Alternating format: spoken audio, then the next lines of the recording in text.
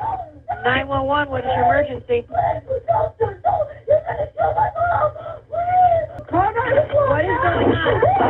What is going on? What is going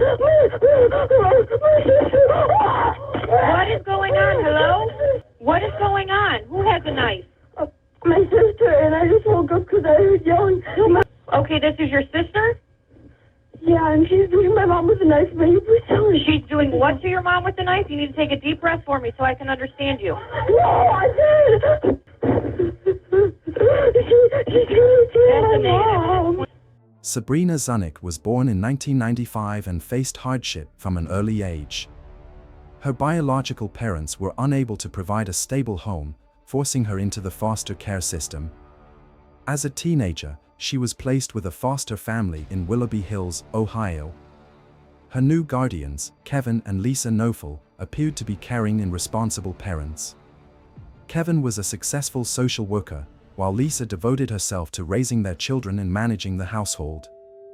The couple already had daughters of their own, and Sabrina soon became part of their family. At first, everything seemed perfectly normal. Lisa made an effort to build a warm relationship with Sabrina, helping her adapt to her new home. However, as time passed, the atmosphere in the house began to shift. Emotionally fragile, Sabrina found herself drawn to Kevin, who showered her with attention, a kind of care she had long been deprived of. Gradually, Kevin began to manipulate her, deepening her dependence on him. He planted ideas in her mind, thoughts she might never have conceived on her own.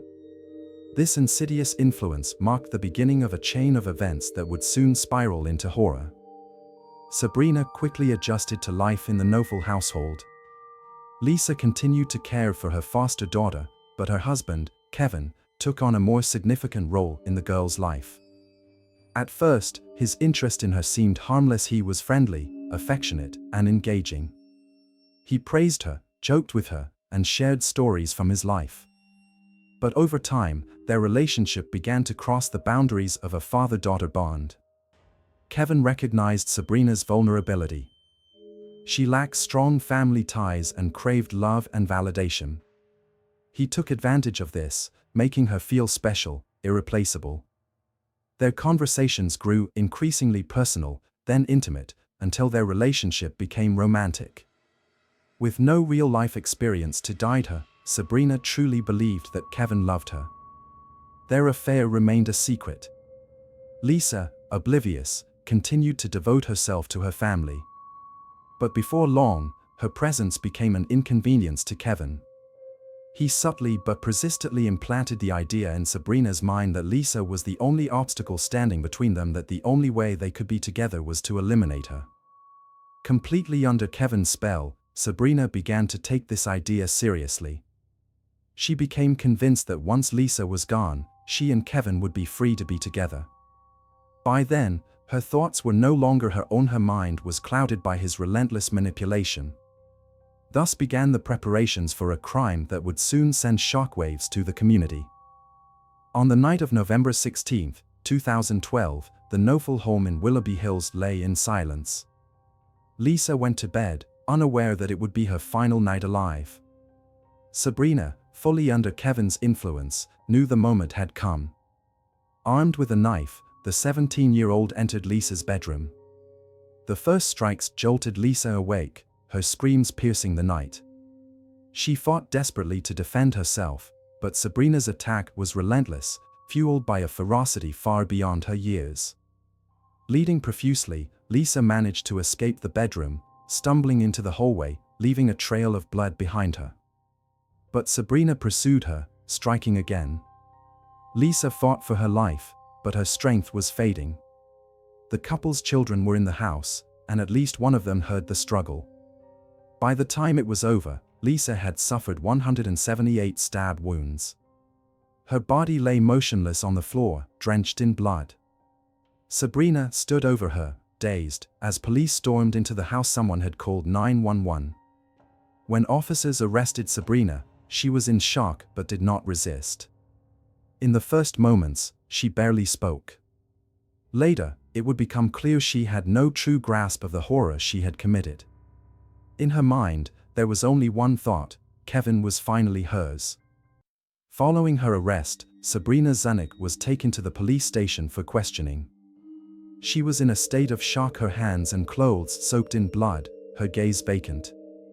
Officers pressed her for a motive, but at first, she only repeated the same haunting phrase, "It had to be done." Meanwhile, Kevin Knofels arrived at the crime scene. He played the role of the devastated husband, expressing grief and demanding answers. However, detectives quickly took note of his demeanor. Despite the brutal murder of his wife, he appeared eerily composed. That night, Sabrina gave her first testimony. She admitted to killing Lisa but was reluctant to provide details. Only later, under mounting evidence, did she begin to speak about Kevin. Investigators soon uncovered the chilling truth. Kevin had spent months convincing Sabrina that Lisa was the only thing standing between them. He assured her that once his wife was gone, they could finally be together, free to live as they pleased. He also hinted at financial benefits. Lisa's life insurance policy was worth nearly $800,000. It became clear that Sabrina was not the sole culprit in this crime. The true mastermind was still at large. But to bring him to justice, detectives needed a full confession from Sabrina. And that was exactly what they would push for in the next interrogation. What do you recall? Yesterday, Mm-hmm. getting done with my homework, getting Tylenol, and that's it. Mm-hmm. And going to bed. And we're at home? Mm-hmm. What, anything unusual happen? I don't know. Everything went fine according to what I knew of. Mm-hmm. What happened? Starting from when you got home from school yesterday.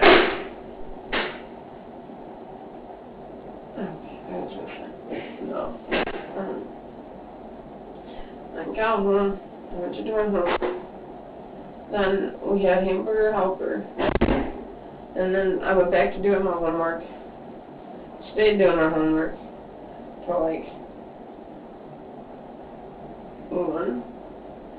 I went upstairs, no, it was like 12. Went upstairs, just tried to go to sleep. I couldn't go to sleep, so I went to go get some Advil. Mm-hmm. Ibuprofen. Because my head hurts, because I have really bad headaches. I don't really feel like it. And after that, Where did you take ibuprofen from? in they sang Kevin's bathroom. That's Where? where it's held. Kevin and Lisa's bedroom. That's where it's held. Was Lisa still awake? I don't know. I just remember going in there, having the bottle, starting to shake it to get the meds, and then I'm gone from there. Thank you. Okay. Do you remember what the bottle said? Ibuprofen. Ibuprofen? White, and there was orange around it. Okay. Are you allowed in the bathroom? Only, to get Advil or something like that. Uh-huh. I call it Advil. It's always Right. ibuprofen. Other than that, no. Not unless they're there or, we're told to. So what did Lisa say to you then, when she saw you in there? Don't know. I don't know if You Lisa didn't hear us? No. I don't remember anything at that point on. What do you remember? Everything except, Were you taking any illegal narcotics yesterday? no. Don't do drugs. You don't do drugs? When was the last time you did drugs? 3.5 years ago. 3.5 years ago? Okay. You have not had any illegal drugs since then? Okay.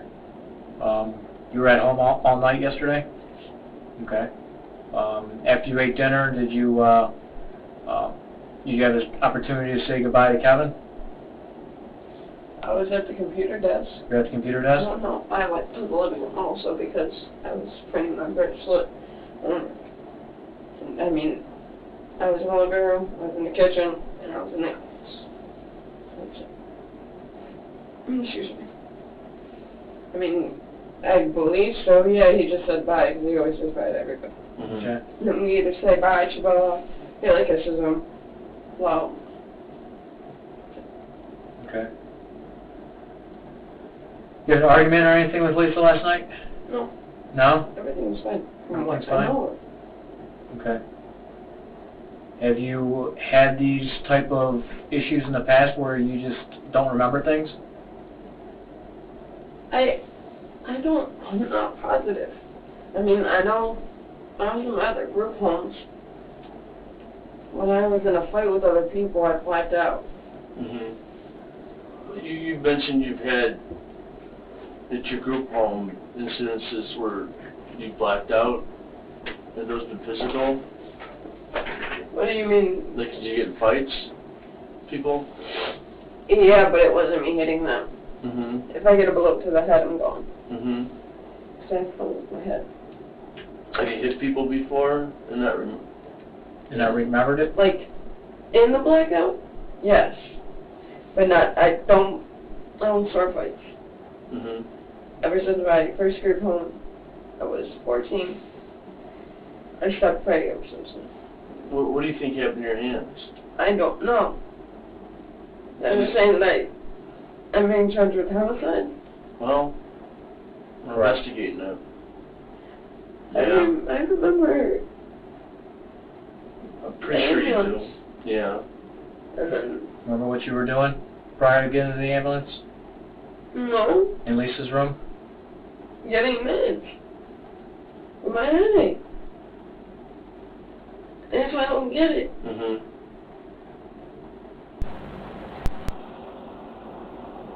How do you get along with Tevin? Kevin and me are cool. Mm-hmm. I mean, he's more the one that helps me out. Mm-hmm. Because this is Megan to deal with. Megan has mental instabilities herself. Okay. And so we made agreements a long time ago that if I need anything, that I can go to Kevin. Mm-hmm. And if it was major that she needed to be involved in, then he would ask, but not to be concerned about small things. Mm-hmm. Because it's already stressing her out. It's her job, and Haley, and Megan. How about with Lisa? How do you get along with her? Me and Lisa have never been the best. Mm-hmm. I mean, I've never tried to hurt her, never had any thoughts of hurting her. Yeah, it's been emotional and mental abuse from her to me. Mm-hmm. She put her hands on me, not fighting, Mm-hmm. but restraining me because I wouldn't give an iPod to her. And I don't know. I don't know. She never seemed to like me, and she's been wanting me out of the house. Mm-hmm.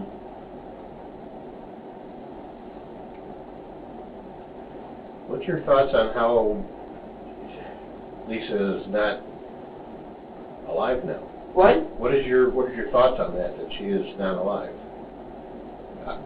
Maybe you didn't understand. That's what we're talking to you about.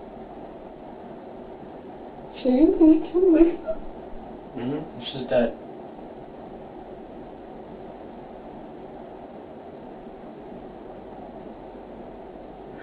You should have told me I did it. Mm-hmm. Yes. Most of that blood was probably hers. That's why we need you to concentrate and think about what happened. There's always two sides to every story, and we want to know what you had to say about it. And we know you were there. You know, there were officers that got to the house after they were called. So we just need you to focus on what happened. You know you were doing homework, and you know you got yourself to the bedroom to get the medicine. What you need to do now is bring it all together and think real hard about maybe what happened next. And then that'll explain how you got some wounds to your hands. Okay? I've never been a murderer. Mm-hmm. We need to know, why we're asking you to think about it, we need to know how to help you, okay? And we don't know that until we need to get some facts and find out what's going on. And that'll give us the best course on how to proceed from here and help you, help the family, and go on from there.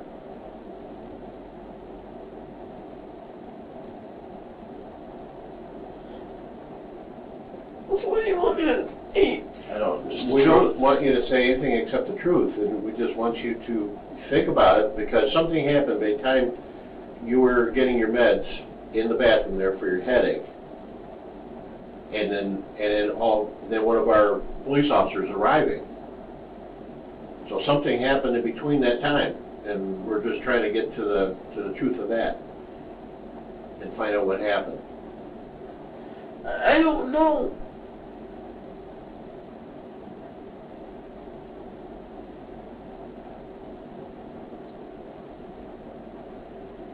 This is really dead. Denise is dead. Sorry.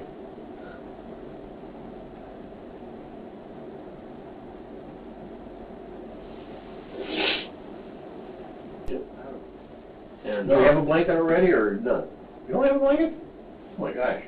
How'd that happen? Do you want to know what, I can tell you what's going to happen from here right now? I mean, do you have questions for me?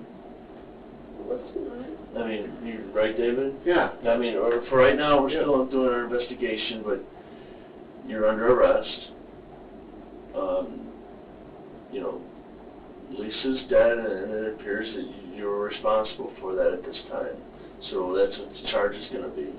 But at that point, you're going to spend a weekend in jail, the county jail. We're not going to stay here all weekend. All right?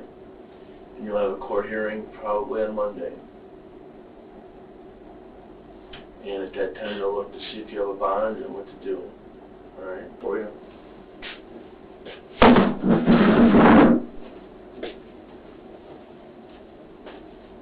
With Sabrina's statements in hand, police began verifying her claims.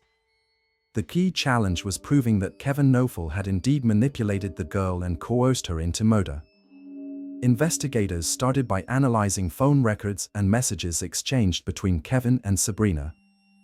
They uncovered hundreds of texts in which Kevin repeatedly described Lisa as an obstacle to their love. He also assured Sabrina that after Lisa's death, they would have a future together, both emotionally and financially secure.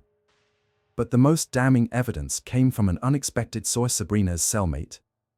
The woman revealed that in jail, Sabrina had confessed the full extent of Kevin's influence. He had not merely encouraged her but had pressured her relentlessly, making her believe that killing Lisa was the only way forward. Further evidence emerged when detectives discovered that Kevin had explicitly discussed methods of murder with Sabrina before the crime. He had insisted that it needed to look like a sudden attack. With this overwhelming proof, prosecutors felt confident enough to move forward. Soon after, Kevin Knofel was arrested and charged with solicitation of murder. Now, both he and Sabrina would face trial. The trial of Sabrina Zunich and Kevin Knofel became a media spectacle, drawing intense public interest. While Sabrina faced charges for the brutal killing of Lisa, her defense team argued that she was a victim herself, manipulated by a man who exploited her vulnerability and trust. During court proceedings, prosecutors presented damning evidence, including the text messages exchanged between Kevin and Sabrina. The messages left little doubt he had not only encouraged the crime but had actively planned it with her. Sabrina took the stand, recounting how Kevin had convinced her that Lisa stood in the way of their happiness. She admitted her guilt but emphasized that she had been under Kevin's psychological control. Kevin, however, denied all allegations. He insisted that Sabrina had acted alone and that he had no involvement in the murder. But the prosecution had more than enough to dismantle his claims. They presented additional witness testimonies, including that of Sabrina's cellmate and financial records confirming his potential motive. In the end, the verdict was decisive. Sabrina Zunich pleaded guilty and was sentenced to 30 years in prison without the possibility of parole. Kevin Knofel was convicted of solicitation of murder and received a life sentence. It was one of the most high-profile cases in Ohio's history, but its repercussions would be felt for years to come. Following her conviction, Sabrina Zunich was transferred to a women's correctional facility in Ohio, where she began serving her 30-year sentence. In a later interview, she expressed deep remorse, admitting that she now fully understood the weight of her actions. She described herself as having been under Kevin's complete influence, unable to see the reality of what she had done until it was too late. Kevin Knofel, now behind bars for life, continued to protest his innocence. He attempted to appeal his sentence, but the courts upheld the ruling, sealing his fate. This case became one of Ohio's most notorious crimes, exposing the devastating effects of manipulation and psychological coercion. It served as a stark warning of how easily trust can be exploited, leading to unimaginable consequences. Years later, the story of Sabrina Zunich remains a haunting reminder of the power of influence and the tragic price of blind devotion. Thus ended a saga that claimed Lisa Knofels' life and shattered countless others.